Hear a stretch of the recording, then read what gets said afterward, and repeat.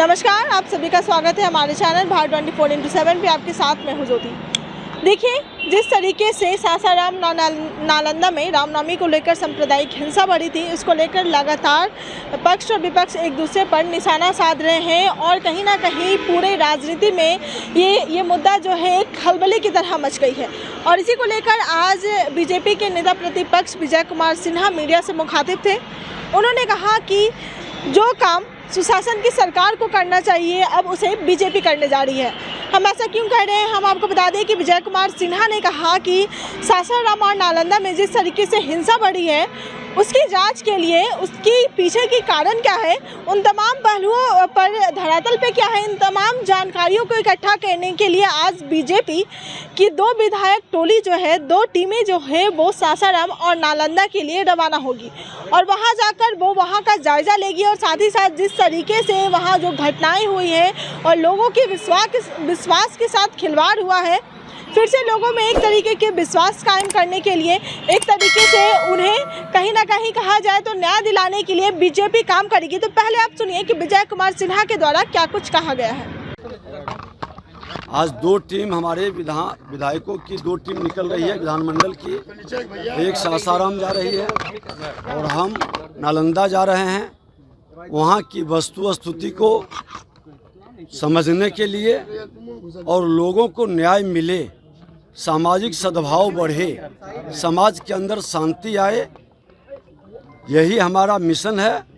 और सरकार ईमानदारी के साथ अपनी जिम्मेवारी का निर्वहन करे, बिना विकारों से ग्रसित हुए और बिना किसी तरह के राजनीतिक मनसा से मुक्त होकर सेवा का भाव, अपनी जिम्मेवारी का शासन प्रशासन में बैठे लोग काम करें और सही रूप से वो काम कर रहे हैं या नहीं कर रहे हैं, उसको अपने आंखों से अवलोकन करने जा रहे हैं। सर, नीतीश कुमार ने कहा है कि आप लोग दंगा भड़काने का काम कर रहे हैं, जांच में बात सामने आएगी।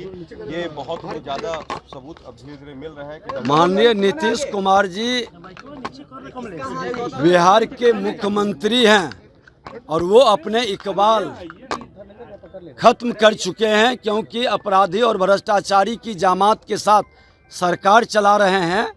लोग को भरमाने के लिए इस तरह के बयान दे रहे हैं। मैंने तो पहले ही सदन के अंदर सदन के बाहर भी कहा कि कौन दोषी है, कौन ये काम कराया, सिटिंग जज से जांच करवाइए, क्योंकि आपका तंत्र पूरी तरह से फेल्योर है, प्रशासनिक अराजकता का शिकार है और आपके भ्रष्ट मंत्रियों के, आपराधिक छवि के मंत्रियों के दबाव में वो काम कर रहे हैं। आज मंत्री इजराइल मंसूरी पर जो FIR नहीं कर सकता, वह प्रशासन क्या न्याय कर सकता है। सिटिंग जज से आप जांच कराइए और जो दोषी हो उस पर कार्रवाई हो। तो आपने सुना कि विजय कुमार सिन्हा सीधा सुशासन की सरकार पर हमला बोल रहे हैं।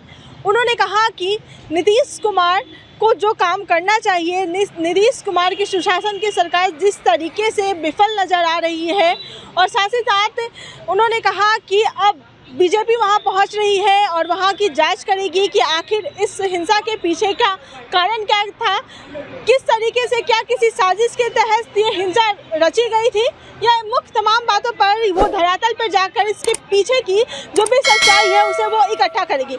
लेकिन एक बात और निकल कर सामने आ रही है कि क्या बीजेपी का एक एजेंडा है अपनी वोट बैंक तैयार करने को, क्योंकि वो जिस तरीके से लगातार नीतीश कुमार पर हमला बढ़ है और साथ ही साथ आगामी लोकसभा चुनाव को ध्यान में रखते हुए, उसके मद्देनजर रखते हुए लगातार बीजेपी भी अपना कहीं ना कहीं देखा जाए तो एक तरीके से वोट बैंक तैयार कर रही है। तो इस पर आपकी क्या राय है, हमारे कमेंट बॉक्स में कमेंट करके जरूर बताएं। हमारे इस रिपोर्ट में बस इतना ही। बाकी के लेटेस्ट अपडेट के लिए बने रहे हमारे चैनल भारत 24/7 के साथ। अब तक हमारे चैनल को लाइक और सब्सक्राइब नहीं किया है तो इसे जल्द से जल्द लाइक और सब्सक्राइब कर लें।